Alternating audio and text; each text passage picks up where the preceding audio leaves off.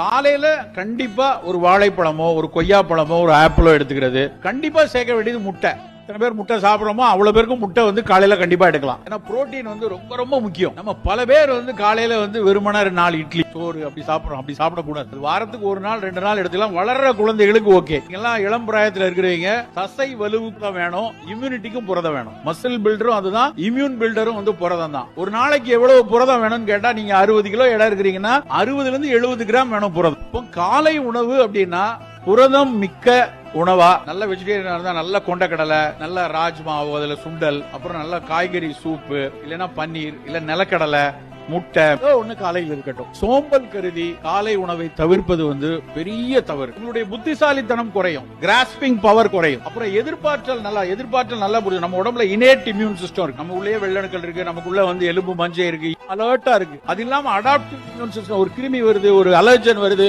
அதை எதிர்ப்பதற்குரிய இது ரெண்டுக்கும் புரதம் வேணும். புரதம் சரியாக இல்லைன்னா நம்ம நோஞ்சானா டக்குன்னு ஒரு காய்ச்சல் வந்துடும். எவ்வளவுக்கு எவ்வளவு சத்தான உணவுகள், மரபு உணவுகள் முக்கியமோ